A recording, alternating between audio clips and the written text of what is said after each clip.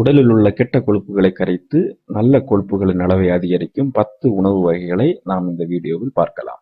உடலில் கொலஸ்ட்ரால் அதிகமாவதற்கு காரணம் ஆரோக்கியமற்ற வாழ்க்கை முறை மற்றும் கொழுப்பு நிறைந்த உணவுகளை அதிகம் உட்கொள்வதால் தான். அதிலும் தற்போது கடைகளில் அனைவராலும் விரும்பி சாப்பிடப்படும் சுவைமிக்க உணவுப் பொருட்கள் அனைத்திலும் கொழுப்புகள் தான் பெருமளவில் நிறைந்துள்ளன. இவை அனைத்திற்கும் காரணம் இளம் வயதிலிருந்தே கொழுப்புகள் நிறைந்த உணவுப் பொருட்களை அதிகம் சாப்பிடுவதுதான். இவ்வாறு இளம் வயதில் சாப்பிட்ட கொழுப்புகள் உடலில் அப்படியே தங்கி அதனால் உடல் பருமன் அடைவதோடு இதய நோய்க்கும் ஆளாகின்றனர். ஏனெனில் அவ்வாறு தங்கும் கெட்ட கொழுப்புகள் இரத்த குழாய்கள் மற்றும் இதர முக்கிய உறுப்புகளில் படிந்து இரத்த அழுத்தத்தை அதிகரித்து இறுதியில் மாரடைப்பை ஏற்படுத்தி இளமையிலேயே இறப்புக்கு வழிவகுக்கின்றன. அதற்காக கொழுப்புள்ள உணவுப் பொருட்களை தொடக்கூடாது என்பதில்லை. நல்ல கொழுப்புள்ள உணவுப் பொருட்களை தேர்ந்தெடுத்து உணவில் சேர்த்து வந்தால் உடல் ஆரோக்கியமாக இருப்பதோடு இதயமும் நன்கு செயல்படும். இப்போது அப்படி உடலில் கெட்ட கொழுப்புகளை கரைத்து நல்ல கொழுப்புகளின் அளவை அதிகரிக்கும் 10 உணவுகளை பற்றி நாம் இந்த வீடியோவில் பார்க்கலாம். பார்லி. தானியங்களில் ஒன்றான பார்லியில் கரையக்கூடிய நார்ச்சத்துகள் அதிகம் இருப்பதால் இதனை உட்கொண்டால் உடலில் உள்ள கொலஸ்ட்ரால் அதிகரிப்பது தடைபடுவதோடு கொலஸ்ட்ராலும் கரைந்துவிடும். மீன்.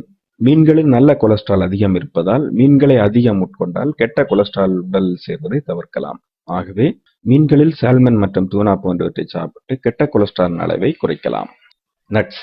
நட்ஸில் ஒமேகா 3 ஃபேட்டி ஆசிட் அதிகமாக இருப்பதால் இது கெட்ட கொலஸ்ட்ரால் அளவை குறைக்கும். ஆகவே ஸ்நாக்ஸ் சாப்பிடும் நேரத்தில் பாதாம், வால்நட் போன்றவற்றை உட்கொண்டு இதயத்தை ஆரோக்கியமாக வைத்துக் கொள்ளுங்கள். ஆப்பிள். ஆப்பிள்கள் வைட்டமின் சி மற்றும் பெக்டின் என்னும் கரையக்கூடிய நார்ச்சத்து அதிகம் நிறைந்துள்ளது.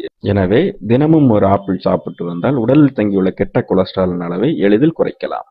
வெங்காயம்.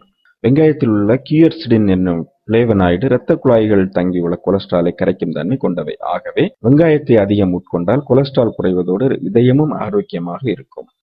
முழு தானியங்கள். முழு தானியங்கள் இதயத்திற்கு மிகவும் நல்லது. ஏனெனில் இதில் கரையக்கூடிய நார்ச்சத்துக்கள் எண்ணற்ற அளவில் நிறைந்துள்ளன. எனவே திணை, கேழ்வரகு போன்றவற்றை அதிகம் உட்கொள்வது நல்லது. ஓட்ஸ்.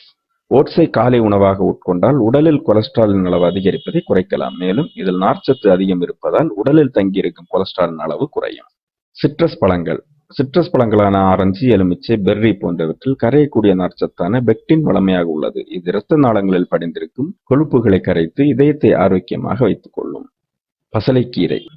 பசலைக்கீரையில் லூடின் மற்றும் நார்ச்சத்து அதிகம் உள்ளது. இந்த சத்துகள் தமனிகளில் தங்கியிருக்கும் கொழுப்புகளை கரைக்கும் தன்மை கொண்டவை. ஆகவே பசலைக்கீரை வாரம் ஒரு முறை உணவில் சேர்த்து வந்தால் நிச்சயம் கொலஸ்ட்ராலின் அளவை குறைக்கலாம். பூண்டு.